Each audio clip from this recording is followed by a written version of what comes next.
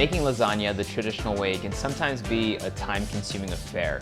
So there's a way to make it that will make Italians absolutely hate you, but that gives you the same level of satisfaction.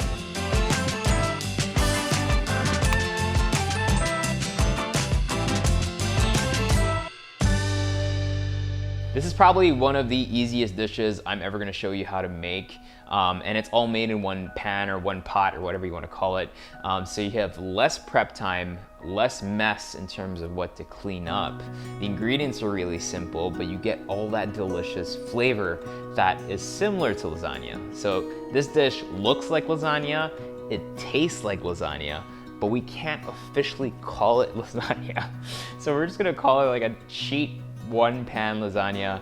Trust me, if you've never made it, it's absolutely delicious, and it's something you can make in a jiffy or in a pinch if you have friends coming over. This is one of those to-go dishes. I love this dish because it just looks so rustic and it is so tasty. You're gonna need 3 cloves of garlic, 1 white onion, 300 milliliters of your favorite tomato puree, 800 grams of canned whole peeled tomatoes, a couple of tablespoons of mascarpone and ricotta cheese. Those are optional, obviously, and only if available. Some Parmesan cheese, mozzarella, parsley, and 15 lasagna sheets. For our meat mix, grab 250 grams of ground beef, 250 grams of ground pork, 100 grams of bacon, 1/3 cup of red wine, some garlic powder, paprika, and dried oregano.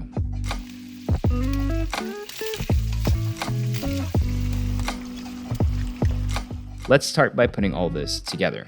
So get a nice heavy pan out, heat up some olive oil, and add in your bacon. We want to draw out its fat.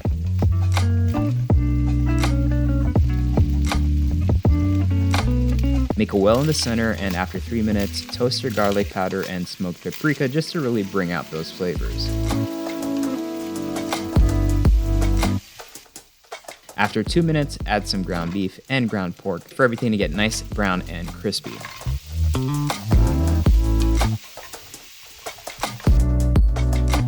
Once there, take it out of the pan and toss in your garlic and onions. If you need to add a little bit of oil, you can always put more olive oil.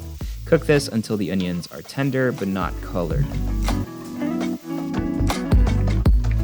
Deglaze the whole pan with your red wine. Let the alcohol bubble away for a few minutes before adding back your meat, so that the glazing process really just grabs all that flavor that's in the pan and just makes everything so much tastier. Also, this sauce is nothing without a little bit of acidity. Add in your tomato puree, a little bit of water, and your peeled whole tomatoes. Just mash everything together and let that simmer for about 30 minutes to 45 minutes to really build some deep flavor. Season this with salt if needed.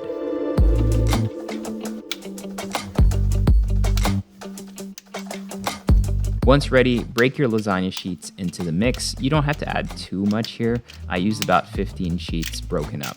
Make sure to mix this properly. Bring this down to simmer, cover, and cook for about 8 minutes, checking every 2 minutes or so to make sure that the pasta doesn't stick at the bottom of the pan. Once your pasta is ready, let's take this over the top. Grate in some Parmesan cheese, some mozzarella for some extra stretchiness, and some mascarpone.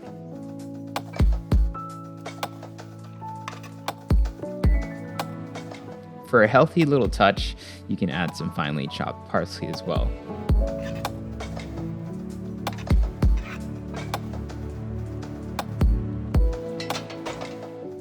To top this all off once mixed, place some dollops of ricotta cheese and more parsley on the top. And if you want to really go crazy, you can always grate more Parmesan if you like.